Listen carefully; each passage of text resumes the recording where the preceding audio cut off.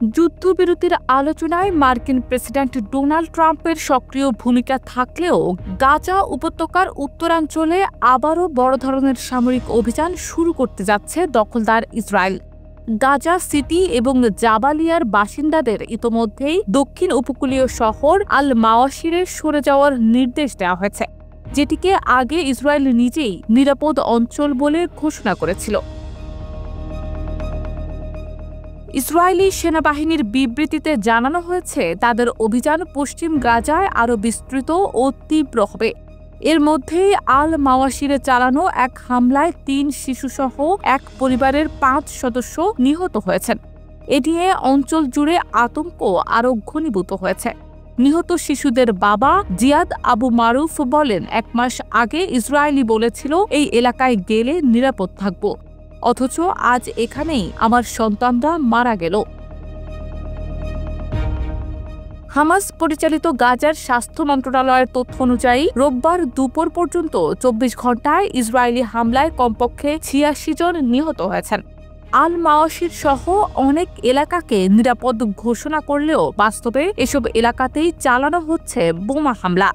এই ঘটনাগুলো এমন সময়ে ঘটছে যখন যুদ্ধ থামানো এবং জিম্মি মুক্তির বিষয়ে কাতার, মিশর ও যুক্তরাষ্ট্রের মধ্যস্থতায় আলোচনা ফের শুরু হয়েছে।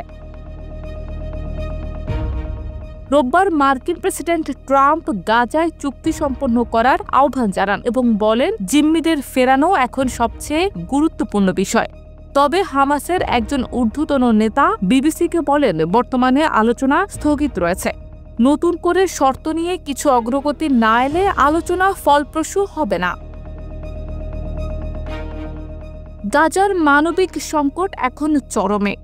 ইসরায়েল মার্চ মাসে গাজায় খাদ্য, পানি ও ওষুধ সরবরাহের উপর পূর্ণ অবরোধ আরোপ করেছিল, যা আন্তর্জাতিক চাপে ১১ সপ্তাহ পর কিছুটা শিথিল করা হয়। বর্তমানে ইসরায়েল সমর্থিত একটি এনজিও গাজা হিউম্যানিটেরিয়ান ফাউন্ডেশনের মাধ্যমে সীমিত পরিসরে ত্রাণ বিতরণের চেষ্টা চলছে। কিন্তু জাতিসংঘের বিভিন্ন সংস্থা এই ব্যবস্থার কঠোর সমালোচনা করেছে। ফিলিস্তিনি শরণার্থীদের নিয়ে কাজ করা সংস্থা UNRW এর যোগাযোগ পরিচালক জুলিয়েট টুবা বলেন, এটি এক ধরনের মৃত্যুপুরী ব্যবস্থাপনা। কেবল জাতিসংঘ ও নিরপেক্ষ আন্তর্জাতিক মানবিক সংস্থাগুলোর মাধ্যমেই সুশৃঙ্খল ও নিরপেক্ষ ত্রাণ বিতরণ সম্ভব। ২০২৩ সালের ৭ অক্টোবর হামাসের হামলায় ইসরায়েলে প্রায় ১২০০ জন নিহত হয় এবং ২৫১ জনকে জিম্মি করা হয়। সেই ঘটনার জবাবে শুরু হওয়া ইসরায়েলি সামরিক অভিযানে আজ পর্যন্ত গাজায় প্রাণ হারিয়েছেন অন্তত ৫৬,৫০০ জন মানুষ। জাতিসংঘ ও অন্যান্য আন্তর্জাতিক সংস্থাগুলোর মতে নিহতদের বড় একটি অংশই নারী ও শিশু।